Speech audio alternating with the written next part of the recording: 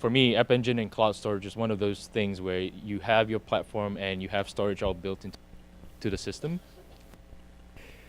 To about how you can integrate AppEngine with cloud storage. There are several ways of doing this. So every section that I cover, it's going to be the same thing, just using a different library, different component, or a different API. And then I'll cover the difference somewhere towards the end. And talk a little bit about object change notification, which allows you to notify your app when an object is changed in your cloud storage bucket. Okay, so using Google Cloud Storage, there are three main ways of doing it. One is the Blob Store API, which is built into AppEngine. What they did is they extended it so that you can storage. There's this Cloud Storage RESTful API through JSON and XML. That gives you a lot more flexibility, of course. And the AppEngine JS client lets you integrate cloud storage into AppEngine a lot easier, but of course you get a lot less functionality out of it. Illustration there is all roads lead to Rome. Which API do I use? The joke is the roads kind of go around Rome, but really we're achieving the same thing, just using different methods. Method 1, using Blob Store API. If you use the AppEngine and you need to store large objects, you probably have used the Blob Store API. So what happens here is we took the AppEngine took the Blob Store API and just made a really easy way to interface into cloud storage. So this is how Blob Store API uploads to Google Cloud Storage. So you have the user that wants to upload the file up to cloud storage. So what happens first is AppEngine needs to give you the upload to. So that's all generated in the background. You tell AppEngine, hey, give me the upload URL once you set all those up. And then you use that URL to build out a form so that you can upload it to Google Cloud Storage. So once you get the URL, you build out the form, and then you post it to a blob upload proxy, and then that will upload it to cloud storage for you. And this is all generated in the background by AppEngine. And then once the file is uploaded, you can actually define a redirect URL so that when the file goes to cloud storage, 302 redirects you to what URL you want. So in a high level, how the Blob Store API uploads to Google Cloud Storage.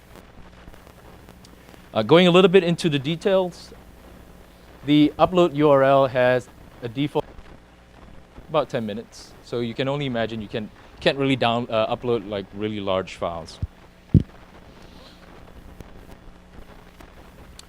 The object uploaded to the cloud storage is encoded.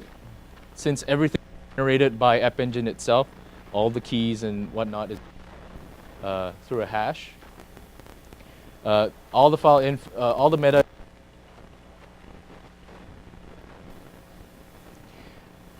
Because AppEngine does all the integration for you, any object that's uploaded to cloud storage, it's all owned by the service account.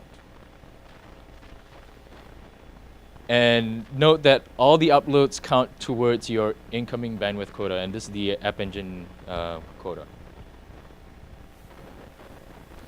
So just to give you a rough overview. Yes, question?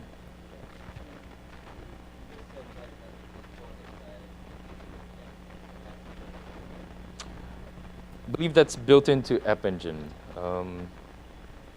The 10 minutes is probably built into AppEngine. You can't override that. No. Yes. So I believe the default is 1 gigabyte. Let's see, the default for a free application is 1 gigabyte. If it's not free, you can upload more than 1 gigabyte.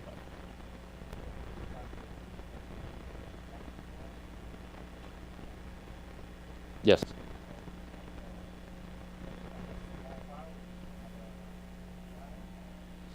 Yeah, so it will vary, right? Depending on what you're trying to do, you can pick up one of the four. For big files, you can probably use the RESTful API, which I'm going to talk later, because you can do like chunk uploads and resumable uploads and whatnot. So that would probably be a better way of doing it than the Blob API if you hit into storage limits and whatnot. Okay. Okay. So how easy it is to use the Blob Store API to upload to Google Cloud Storage. In Java, fairly simple. I'm not going to go into detail in the code, but really it takes you about 4 or 5 lines of code.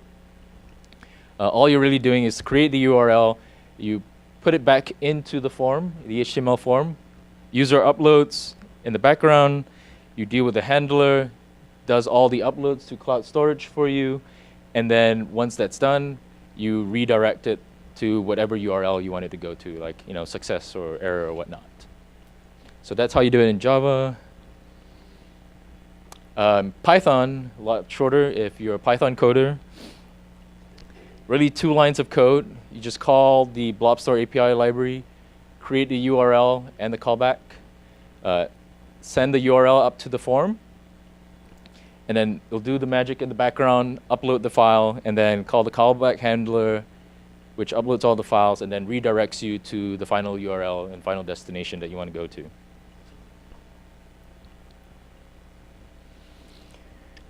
So that's uploading. How about serving the file that you've already uploaded, right? So serving storage. On a very high level, user will request for the object through the BlobStore service. So what happens is the app itself calls the AppEngine application. AppEngine applications gets the key of what it needs to serve, pulls from cloud storage, and then serves the cloud storage object. This consumes the outgoing bandwidth for your resource quota, and there's no control on caching because cache control header is always set to max age 0.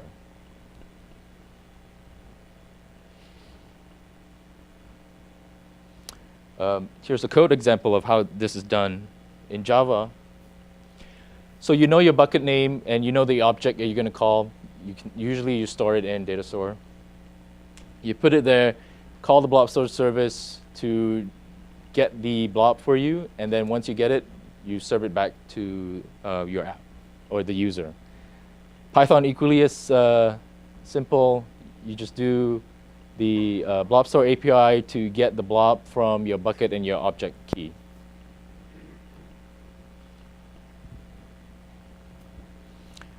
So to summarize the BlobStore API, really easy to use. Everything is built in, which is great if you don't want to code that much. The API takes care of all the authentication details. And do remember the authentication is all done by the service account. Right? That's the only level of control you have. Less tuning, everything's done for you. It does consume bandwidth quota from your AppEngine because the BlobStore API is all built into AppEngine. So technically, you're using all the bandwidth within your AppEngine app. So be mindful of that. You're not really using your GCS bandwidth. And then authentication support is limited. And what we mean by that is because the app deals with all the uploads for you and they own all the objects, if you want user-specific ACLs, you might have to code that on the side. Okay?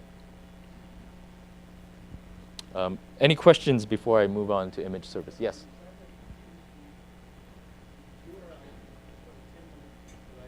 Yes.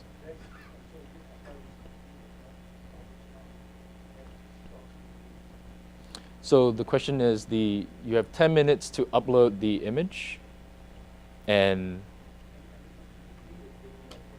must be completed within the 10 minutes.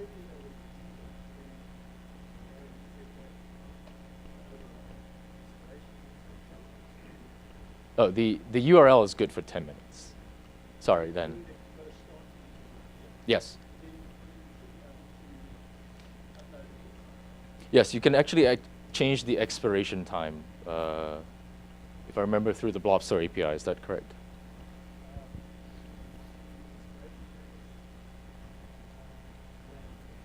Yes.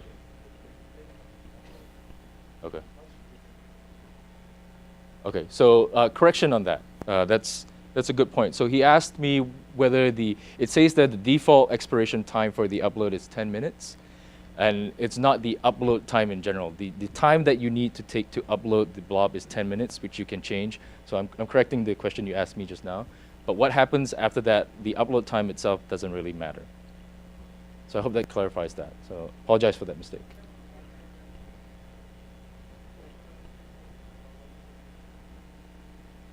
Usually is unique to the request. So the question is the upload URL unique to the user? It's usually unique to the request, but I think if you can emulate it, it's rare, but if you can emulate it, quite rare, you can actually upload against it, but it's usually unique to the session. So if you use a network sniffer and then somehow detect, got a hold of that URL, you can actually. Yeah. So if someone gets a hold of how it does the hash and whatnot, you can upload to it, but you're given a short upload time, and the signed key is pretty complex enough that it's really, really hard to reverse engineer that. So it's unique to the session. If anyone has the signed information, you can upload to it, but you probably won't be able to do that. But the second upload will fail. After 10 minutes? No, so let's say someone gets hold of that Yes. URL. So one person started the upload. Yes. Now the next guy, when he's trying to use the same URL to do the upload, that upload will fail because of that existing. Yes, so there are a lot of keys. It's almost like a signpost, right? You have the details that you want to upload to the cloud storage. It's almost going to be impossible to figure all of that out. Like, what's the file name? So if you have this blob that you want to upload to, and it's abc.jpg, I have to figure out that you're uploading abc.jpg to use that URL as well. So there are a lot of parameters to sign to that post when you upload it to the blob. So that URL does not specify the actual object. Yes. It only give you access to the object. Yeah, and we'll cover it later on when you see how we do, or if you've done sign HTTP posts, you'll see a lot of the keys and whatnot.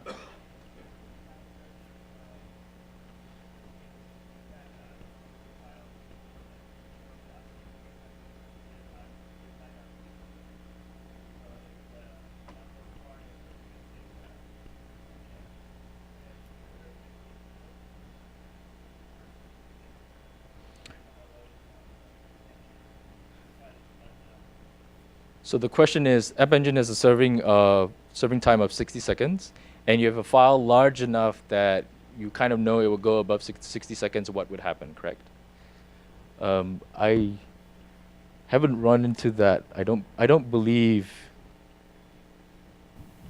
I think it will time out at 60 seconds. Or is it serving through, since it's serving through Blob Store API? It's serving store.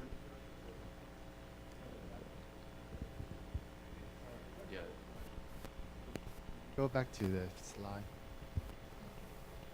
Which slide? This slide.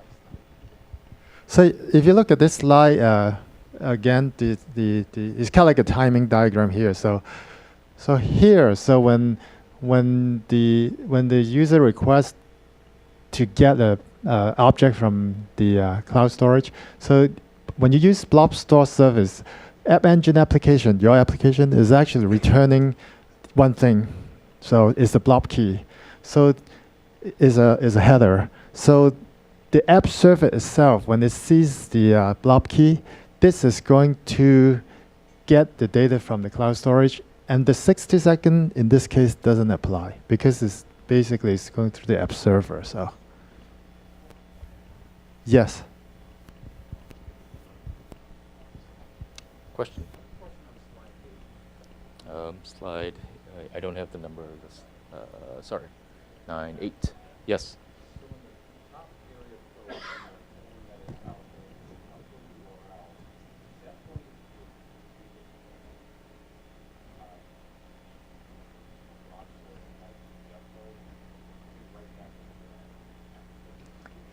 It's a separate URL that the blob store creates for you.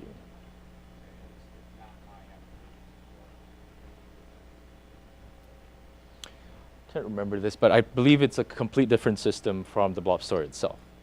Okay, so if it is a completely different domain, then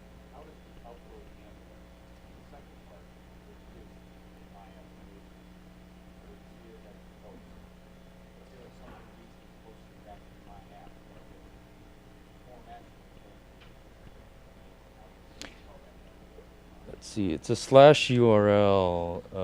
I don't have. I should have have an example with me. It's a slash AH upload URL. So it's actually part of the system. It's a slash. So if I remember correctly, it's a slash AH to your system. So AH is your admin URLs. It's a slash AH slash upload URL. If I remember correctly, that's it. Okay, so it does come back to my application. Yes, but through the admin URLs that's built into the system. Okay, so then the post eventually runs, and then in the code, does the base, if this is the code that gets, if this is where the file is posted, where does the file upload from? So the form action, the upload URL that you get back is slash AH slash upload slash key. That's how it, let's see if I have the slide. I can't remember which slide it is. So the key and the file name is all going to be in part of that URL. When it uploads it, this is what you get. It goes to cloud storage, all hashed for you. Does that answer your question? Well, on slide 8, there's no line of code that, see it where it says, uploaded file, file name, response.write. There's nothing setting bytes. The uploaded file came in, gigabytes. Yes. So let me pull this out for you.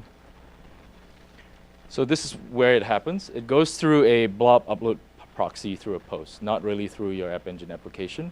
And then when it's done, then it gives you a 302 redirect into your app. So does this clarify why you're not storing the file in your code itself? It actually uploads it through the proxy, which is your slash AH slash upload URL.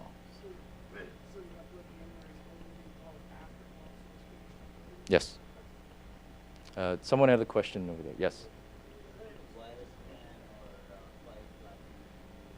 No. Question. I might need to move a little bit faster, but yeah, go ahead.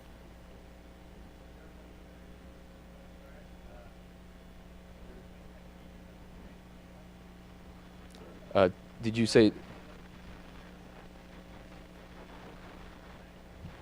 So the question is, when you upload to using BlobStore API, can the request be more than 32 megabytes? Correct. Let's see. I believe yes, because you upload through the BlobStore proxy, right? The default for the free app is, I believe, about 1 gigabyte, but you can definitely go a lot more than that. The 32 doesn't apply because of the way the file is uploaded. So I tried to upload a 1 gigabyte file to my AppEngine, and my AppEngine is a free app, and that's how I realized that I've consumed all my bandwidth. So. Did you just try it just now? It's like real-time testing on the side there. Okay, next, image service. If you've used image service, it's also built into AppEngine. So this is really just calling the files that you've used, that you've uploaded to Google Cloud Storage. So what happens here is the user gets a serving URL from the AppEngine application. The HTTP GET calls the image service URL, which calls cloud storage and then returns the cloud storage object using a different image service URL. So you can kind of look at this as a CDN kind of like service. The URL that comes back is ggpht.com. This is the image service that it uses, and then it comes with a hash key. So a sample URL, if you use the image service API versus the BlobStore API to pull the file in, this is kind of what it looks like. Does not consume CPU or any dynamic serving load of your application because you are using a different service altogether. It does consume your outgoing bandwidth resource quota, and then images are served with low latency and highly optimized cookieless infrastructure. So you can kind of look at it as a content delivery system.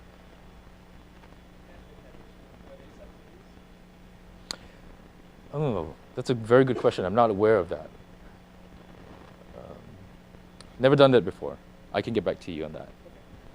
So the question was, can you set cache control headers for the image API service?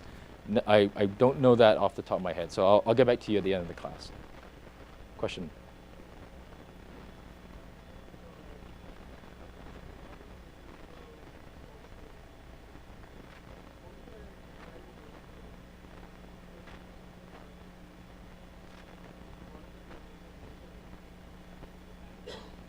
Oh, yeah, here, I'll go through the code sample. This is the next slide. Okay, so in Java, you just use the image service factory, and then you call the bucket and the object name itself. And then that will return you the serving URL. The options probably have to double check that, but that might be options that you set, maybe like the cache control headers or whatever not, that's specific to the image service. And then in Python, pretty much the same thing. You create the GS key, you get your GCS file, which is just the full path, and then it returns you the serving URL, which is in the form of ggpht, and then the encoded key itself. Okay, so that's the image service. That's the image service only used to pull objects from GCS, and mainly used for services and a great content delivery system.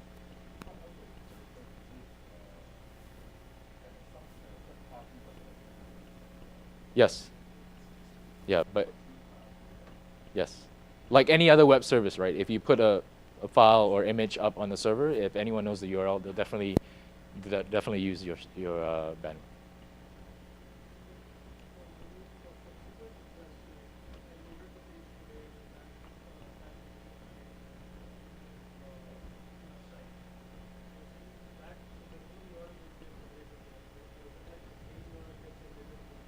So the question is, if I upload a file to GCS and I use the service to get the image service serving URL, is that the same across whatever length amount of time or forever infinite time? I believe it is. I never really paid attention to it. I just use the image service API, but I believe that it is. That it's the same all the time. Does the encoded characters change over time? I highly doubt it. Yeah, I don't think so. Because if you look at the code, you're really just calling the same thing. There's no real way to like change that, right? Does the serving URL also have an expiration? You mean, so the question is, does it have an expiration time? No, this is purely just a GET request to your web app. Are you talking about cache control headers? No. So this, once you get the serving URL out of this object, so anybody who has a serving URL can fill that out. Yes. Is there a expiration time on that serving URL? To serve the object? Yeah. So it's just a URL. It's not pulling the data. So you use that URL in your image source, and then it'll call the service, and you load it off the service. So this is on a different service altogether, not served. So the blob is not served through your app. Right. So would that serving URL stay valid for? Yes, that was the question. Yeah. Yes. I not very sure, but I believe it is, because it's just your static like content delivery system. Does it check the ACL in GCS in real time every time you serve it, and then change the apple to prevent people from getting it again? So I believe if you start using this, you're gonna have it be so you're not. So there's the difference between the image service versus what you store in cloud storage. So are you talking about the ACL on cloud storage? So this is like a masked URL that serves the underlying object in cloud storage, but not have access to the cloud storage itself. So think of it as a request layer, so that you don't give people storage.googleapis.com/gs/ my name/object name directly.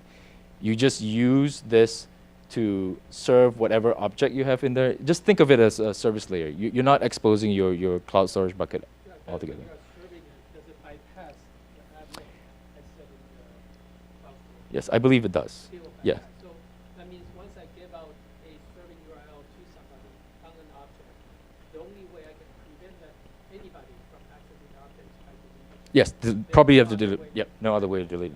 No other way to deal with that. And remember, image service is just a layer on top of Google Cloud Storage. Okay. Question, the 100, that's I assume size, is that percentage? Is it I've not used the blob storage API as much. It might be the control header. Is that correct, Wally? The 100. The size. So